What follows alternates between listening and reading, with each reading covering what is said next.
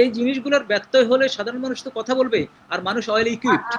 মানুষ অন্যান্য কিন্তু যে খুব বদলগুলো হয়েছে, পুলিশের যে বদল, আইজিপি, তারপরে আমরা ডিজিএফআই এর প্রধান, সেটা অবশ্যই সারোয়ার ভাই ভালো বলতে ওগুলোর পারবেন। ব্যাপারে দেখেন, এগুলোর ব্যাপারে সারাওয়ার হয়তো আর্মিতে কাজ করেছেন, ওনার ওখানে নলেজ আছে।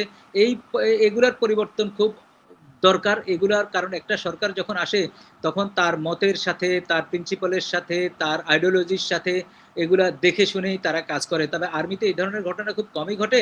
তাদের একটা সিস্টেম আছে, একটা প্রক্রিয়া আছে, সেই প্রক্রিয়ায় হয়ে থাকে। পুলিশের ক্ষেত্রেও যেহেতু ট্রায়াল অ্যান্ড এররের ভিতর যাচ্ছে, আমি ওগুলোতে কমেন্ট করব না। আমি যেই লোক আসছে তার আমি তাকে দেখতে চাই অন্তত 2 মাস, অন্তত 3 মাস। এবং আপনাকে হেডমাস্টার যদি জামিনের ভালো ব্যাপারে হয়, একটু জিজ্ঞেস করি। এই যে আওয়ামী আমি লীগের একটু বলি, যারা আমি একটু জুলাই বলি, আগস্টে, হ্যাঁ, একটু শেষ করে দিই। আমার কথা হলো, যে হেডমাস্টার ভালো হয় ওই স্কুলের রেজাল্ট ভালো হয়। আমাদের এই হেডমাস্টারই তো নিয়োগ হচ্ছে, governor headmaster, IGP headmaster, chief of army staff headmaster, অর্থাৎ যেই ক্ষেত্রে এই হেডমাস্টারগুলো যদি ভালো হয়, ভালো হতে বাধ্য। আপনি শুরুতে যদি হেডমাস্টার খারাপ হয়, তার সাবঅর্ডিনেট খারাপ হতে বাধ্য। সুতরাং তারেক সাহেব যে ভিশন যে নিয়ে আজকে এসছেন, যে ইমেজ সংকট থেকে যে ভালো ইমেজের দিকে উনি যাওয়ার কথা, এবং কিছু কিছু ক্ষেত্রে সারোয়ার বলেছে, আমি এগ্রি করি, ভালোর দিকে যাচ্ছে। ওনার ইমিডিয়েট অ্যাটলিস্ট বাংলাদেশ ব্যাংকের এই ব্যাপারটা যদি উনি ইন্টারভেন না করে, এবং এটা যদি ভালো লোকের পদায়ন করে যদি উনি ওনার সক্ষমতা, অর্থাৎ হেডমাস্টারের সক্ষমতা যদি উনি না দেখান, তাহলে কিন্তু উনি ভবিষ্যতে যারা এই ধরনের অন্যান্য মন্ত্রণালয় যে নিয়োগগুলো হবে ওনার নিয়ন্ত্রণে থাকবে না। ওই যে 8-10টা গুন্ডা পান্ডা ঘিরে ধরে রাখবে, তাদের কথা মতো সবকিছু হবে এবং তারাই নিয়ন্ত্রণ করবে। অর্থাৎ ওই ডেভেলপার যারা, সে যদি নিয়ন্ত্রণ করে, আপনার ওই ভূমিমন্ত্রী কে হবে? তারপরে বাণিজ্যে যারা নয়ছয় করে, যারা ওই যে সমুদ্রে জাহাজ আটকিয়ে রেখে দাম বাড়ায়, তাদের নির্দেশে যদি বাণিজ্য মন্ত্রী হয়, বাণিজ্য সচিব হয়, তাহলে তো আর ভালো কিছু আমরা আশা করি না, প্রত্যাশা করি না। সেদিকে তারেক সাহেব নজর দিবে বলে আমি মনে করি। জুলাই আগস্টে মামলার সাথে যারা যুক্ত তারা একে একে জামিন পেয়ে যাচ্ছে, এটা নিয়ে যেটা বিরোধী দল থেকে বা এনসিপি থেকে এক ধরনের হতাশা প্রকাশ করা হয়েছে। তো আমি তারা কি আইনজীবী হিসেবে একটা কথা বলি, দেখেন, জামিনের অনেকগুলো ইনগ্রেডিয়েন্টস আছে। জামিন কিন্তু অনেক ক্ষেত্রে জামিন রাইটও। যেমন আপনি যদি স্টুডেন্ট হয়ে থাকেন, কোনো বিশ্ববিদ্যালয়ে পড়েন, কলেজে পড়েন, সেক্ষেত্রে বলা আছে যে তুমি তাকে জামিন দিয়ে দাও। আদারওয়াইজ সে যদি না পালিয়ে যায়, আদারওয়াইজ সে যদি সাক্ষীকে যদি হেনস্থা না করে, সাক্ষ্যগুলো যদি নষ্ট না করে, অথবা তার যদি অন্য কোনো অপরাধ যদি বেশি না থাকে, পিসিপিআর যদি নীল থাকে, তাকে জামিন দাও। একজন মহিলা, তার ক্ষেত্রে বলছে কনসিডার করো। একজন বয়স্ক, তার ক্ষেত্রে কনসিডার করো। তারপর আপনার ট্রায়াল দীর্ঘদিন হয় না, বিনা বিচারে আপনি রেখে দিলেন। আপনি যত বড়ই অপরাধ হোক না কেন, তার তো ট্রায়াল আপনি কনক্লুড করতে পারতেছেন না, চার্জশিট দিতে পারতেছেন না, ইনকোয়ারি কমপ্লিট করতে পারতেছেন না, বছরকে বছর ফেলে দিবেন। সেইটার ক্ষেত্রে আপনি জামিনের হকদার হয়ে যান।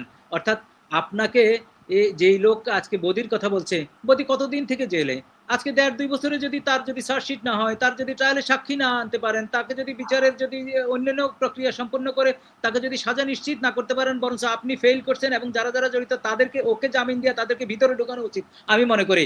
যারা এই বদির জামিনে সহায়ক হয়েছে, ইনকোয়ারি বিলম্ব, ট্রায়াল বিলম্ব, তারপরে তার কেসটাকে প্রপার ডককে না, যারা এই ফেল করছে, বদির জামিন হওয়া আমি এত বেশি খারাপ মনে করি না। মনে করি যারা ফেল করছে তাদেরকে ভিতরে ঢুকানো উচিত, এবং যদি তাদের 2-1জনকে ভিতরে ঢুকিয়ে শাস্তি দেওয়া হয়, তাহলে ট্রায়ালগুলো স্পিডি হবে। এবং ওই যে বায়াস হয়ে, ঘুষ খেয়ে, ইচ্ছা করে বিলম্বিত ট্রায়াল করে তারা জামিনের পথ করে দেওয়া, এটাও কিন্তু এই বন্দোবস্তও আছে আমাদের এই সমাজে, এই দেশে। তো সুতরাং এই ক্ষেত্রে 2-1টা এক্সাম্পলারি পানিশমেন্ট দেওয়ার জন্য সক্ষমতা রাখে এই সরকার, অ্যাবসলিউট মেজরিটি নিয়ে আসছে। আর যদি তারা যদি না করে, তাদের যদি আলটেরিয়ার মোটিভ থেকে থাকে, তারাও যদি বাণিজ্যে লিপ্ত হয়ে থাকে, তাহলে আর কি হবে? ওই যে আগের মতোই আমরা চলে যাব। আমরা একটা রুল অফ ল যেই শব্দটি আছে, যে বাক্যটি আছে, এটা অধরা থেকে যাবে, এটা কাগজে কলমে থেকে যাবে। আমি আইন এবং সংবিধানকে মনে করি পিস অফ পেপার। এটা তো প্র্যাকটিসের বিষয়। আপনি কাগজে লেখা বা সংবিধানে না থাকলেও তো প্র্যাকটিসের মাধ্যমে অনেক ভালো কাজ করা যায়। সবকিছু লিখিত সেটা নাই, রিটেনে অল্প কিছু লিখিত আছে, আর সব প্র্যাকটিসের মাধ্যমে হয়। নতুন নতুন সময়ে, নতুন অবস্থা, নতুন পরিপার্শ্বিকতার ক্ষেত্রে মানুষের ডিমান্ডের পরিবর্তন হয়, রুল অফ ল চেঞ্জ হয়, ওর মাত্রা চেঞ্জ হয়, ব্যারোমিটার চেঞ্জ হয়, কার্যকারণ চেঞ্জ হয়। অর্থাৎ সঠিক সময়ে সঠিক কাজ করার জন্য আপনাকে নতুন নতুন বন্দোবস্ত যেতে হবে, নতুন নতুন আইনে যেতে হবে। মানুষ, অর্থাৎ অপরাধীকে যদি আপনি দমন করার জন্য শাস্তির আওতায় না আনতে পারেন, হাজার বদির সৃষ্টি হবে, এবং সৃষ্টি হয়েছে। বদির পরিবর্তে বদির বউ সৃষ্টি হবে। তো সুতরাং আপনাকে এই ব্যাপারে সতর্ক হতে হবে, এবং সতর্ক হওয়ার জন্য আপনার অনেক নলেজ আছে, অনেক ইনফরমেশন আছে। 17 বছর আপনি এমন এমন অবস্থানে ছিলেন, একদম আপনাকে পৃষ্ঠ করে ফেলেছে। এরাই তো, এই বদিদের শাসনই তো। তো সুতরাং তারা যদি আবার নির্বিঘ্নে যদি মাঠে ঘাটে আবার নেমে পড়ে, তাহলে আপনার চেয়েও মানুষ ক্ষতিগ্রস্ত হবে, সাধারণ মানুষের জীবন অতিষ্ঠ হয়ে উঠবে, মাদকে সারা দেশ ছেয়ে যাবে, যেটি এখনো চলমান আছে। সুতরাং আমি মনে করি আমাদের যুব সমাজ, আমাদের ছাত্র সমাজ সবাইকে রক্ষা করার জন্য বদি টাইপের যারা মাদক কারবারি, মাদক সম্রাট বলে চিহ্নিত, তাদেরকে ভিতরে রেখে দ্রুত সম্ভব শাস্তির আওতায় এনে সাজা নিশ্চিত করে, তাদের এই সেন্টেন্স নিশ্চিত করে তাদেরকে ভিতরে রাখাই আমার মনে হয় সবচেয়ে ভালো হবে এবং এক্সাম্পলেরই হবে, যাতে আর নতুন কোনো বদি সৃষ্টি না হয়। আর সে যদি বাইরে ঘুরেফেরা করে সবাই বদি হবে, বদি একটা মডেল হবে, যে হাজার হাজার কোটি টাকার মালিক হবে ফলোয়িং মর্নিংয়ে। তো সুতরাং খারাপ সমাজ তৈরি হবে, খারাপ সমাজে খারাপ মানুষগুলো প্রশ্রয় পাবে এবং রাষ্ট্রীয় পৃষ্ঠপোষকতায় তারা দ্বিগুণ বেগে তারা আবার তাদের কর্মকাণ্ড চালিয়ে যাবে এবং আমাদের দেশে আবার ফ্যাসিজম আবার কায়েম হবে। এবং এই যে ফ্যাসিজম যদি নতুন করে কায়েম হয়, এদেরকে আবার সরাতে 50, 60, 100, 200 বছর লাগবে, হয়তো হবে কিনা আমি জানি না। কারণ আমরা যেভাবে ভদ্রলোকদেরকে হেনস্থা করা শুরু করেছি, যারা 18-19 মাস, তাদের অনেক সমালোচনা আছে, কিন্তু তারা একটা ভঙ্গুর অবস্থায় একটা জাতিকে স্বস্তি দিয়েছে, একটা ভালো ভোট দিয়েছে, যেটা পৃথিবীর ইতিহাসে এই সাবকন্টিনেন্টে ক্যাজুয়ালিটি ছাড়া একটা লোক ভালো দিয়েছে, হার্টও হয় নাই, খুন ছাড়া একটা ইলেকশনের মাধ্যমে আপনারা এসছেন। এটার মর্যাদা যদি রক্ষা করতে না পারেন, আপনাদের উপর ডিজাস্টার হবে। ইভেন যদি কেউ নাও পারে, একটা কথা আছে, নেচার উইল টেক কেয়ার। মনে রাখবেন, শেখ হাসিনা এবং তার পরিষদ ক্ষমতাচ্যুত হবে কেউই ভাবে নাই, দুষ্ট লোকটাও ভাবে নাই, ফেরেস্তাও ভাবে নাই, সেটিরও অবসান হয়েছে, অভাবনীয় কাজ হয়েছে।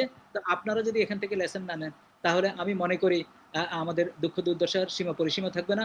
অভিসম্পাদ দিবে কবরে শুয়ে শহীদরা, অভিসম্পাদ দিবে 30,000 পঙ্গু, অভিসম্পাদ দিবে ইনোসেন্ট রাস্তায় যে মা বোনেরা দিন রাত পরিশ্রম করছে, তাদের অভিসম্পাদ।